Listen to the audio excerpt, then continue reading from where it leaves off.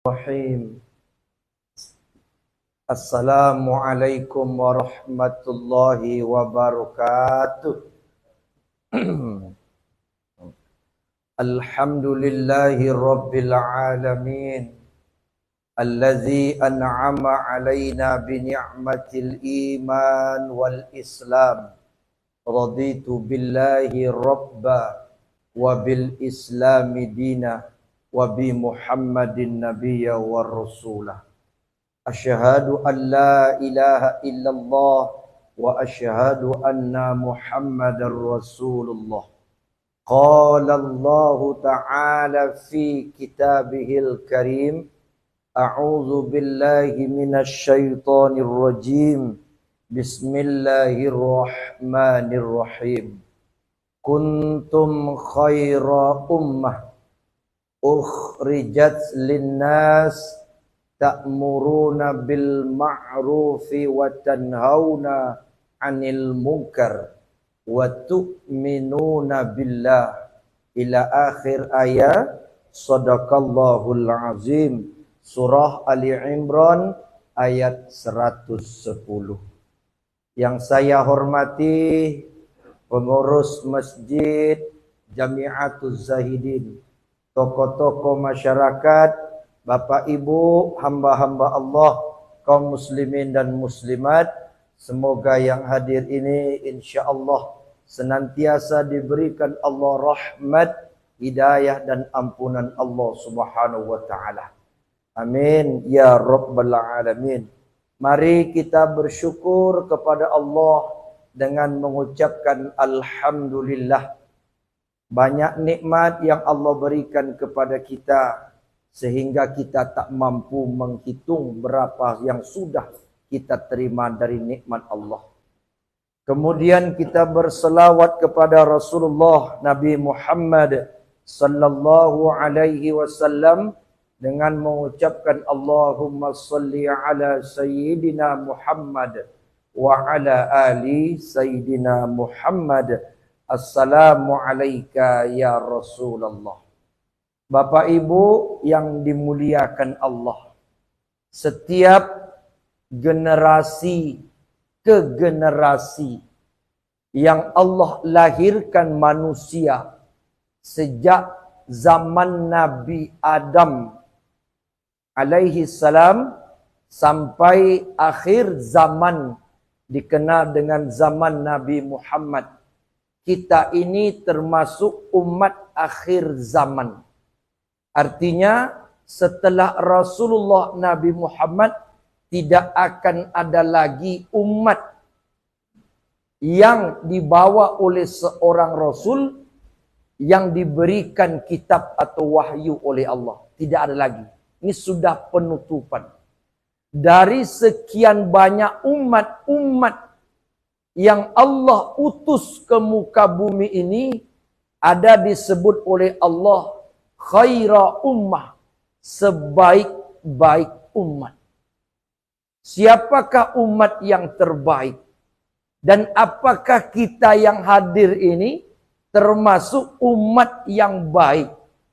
Karena itu Bapak Ibu, dari surah Ali Imran ayat 110 itu tema kajian kita tentang umat yang terbaik dalam pandangan Allah.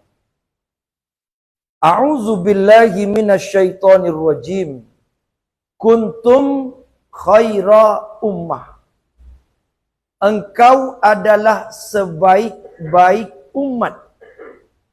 Siapa umat yang terbaik itu?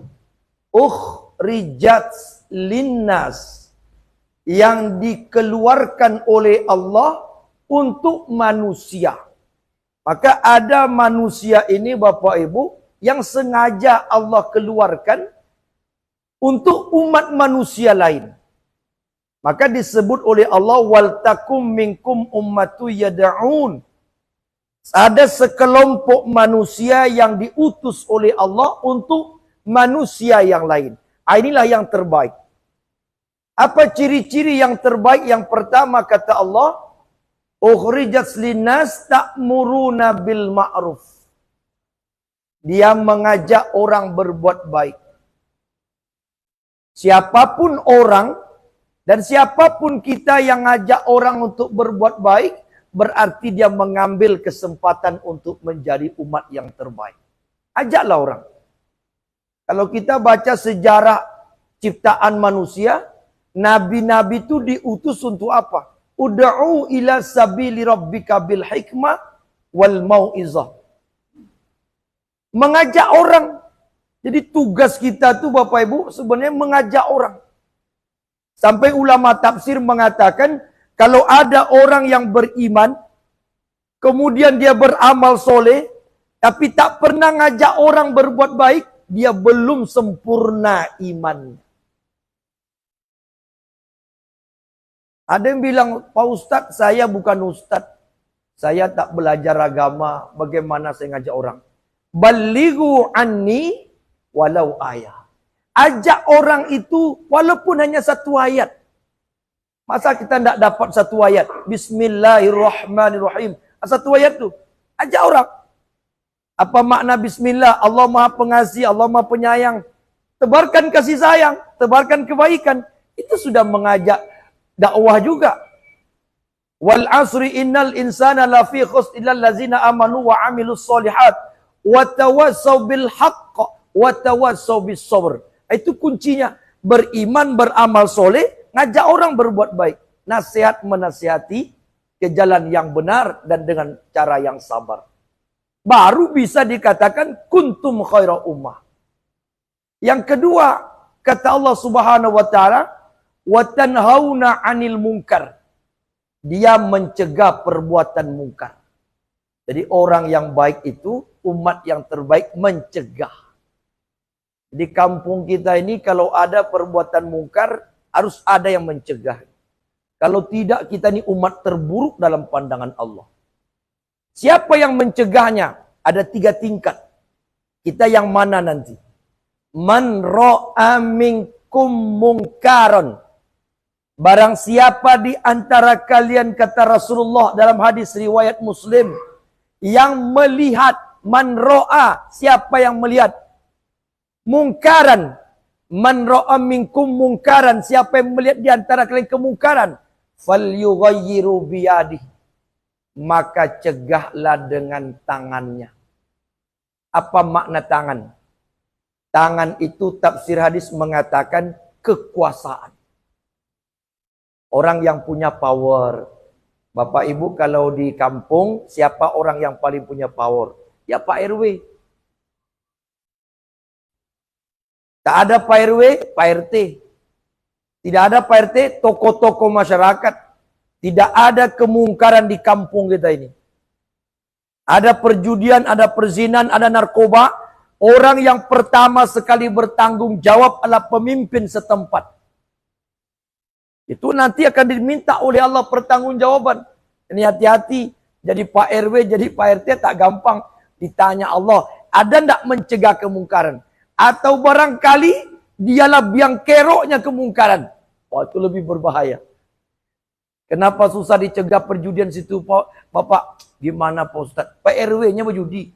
Wah, itu gawat itu. Tak bisa lagi. Enggak ada yang lain lagi. Mengadu sama polisi. Polisi ikut juga Pak Ustadz. Andai kan ada contoh seperti itu. Enggak ada lagi yang mencegah. Pak Lurah, Pak Lurah pendukungnya Pak Ustadz. Wah, Pak Camat? Pak Camat mendanainya. Wah, kalau gitu. Walakin kazzabu fa'akhaznahum bima kanu yaksibun. Maka dengan kemungkaran itu tunggulah azab Allah akan datang. Ini pula yang bahaya. Tengok sejarah kita Indonesia Bapak Ibu. Rata-rata negeri yang Allah timpakan bala bencana karena kemungkaran tidak dicegah. Kalau kemungkaran dibiarkan, ya datanglah. Kenapa? Karena kemungkaran itu mengundang datangnya bala. Ada yang bilang begini, Ustadz jangan ngurus kamilah, Ustadz ngurus orang di masjid. Tak usahlah ngajak orang untuk berbuat baik, mencegah kemungkaran. Ini kan rumah saya. Saya berjudi sama kawan-kawan saya. Saya berzina sama orang-orang yang saya bayar. Apa pula urusan Ustadz ikut campur.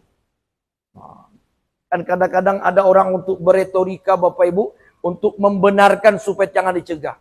Ini komplek-komplek kami Pak Ustadz. Ini kami yang bayar, kami yang sewa, kami tutup. Tidak ribut kami. Mau kami pesta narkoba, mau berzina, urusan kami. Jangan ku campur. Apa pula urusan Pak RW, apa pula urusan Pak RT, Pak Camat, ini urusan kami. Mau berdosa, ini urusan kami. Bapak Ibu yang dimuliakan Allah, mesti kita beli pemahaman. Hidup ini seperti kita menumpang satu kapal. Beberapa waktu yang lalu pernah saya berikan simulasi contoh. Kita ini seperti dalam kapal. Kalau satu kapal yang besar itu diisi oleh banyak penumpang, kemudian masing-masing penumpang menyewa kamar.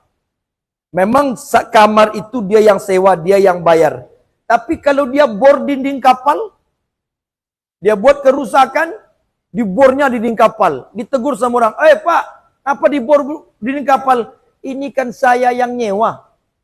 Mau saya pecahkan, mau saya bocorkan, mau saya apa itu terserah saya. Sudah saya kontrak kamar ini. Kalau dibiarkan lalu kemudian bocor dinding kapal, apa yang terjadi? Karam. Siapa yang tenggelam? Semua penumpang karam. Gara-gara satu orang berbuat jahat, satu kapal tenggelam. Satu orang yang berbuat maksiat di kampung ini, balak bencana datang, satu kampung yang ditenggelamkan oleh Allah.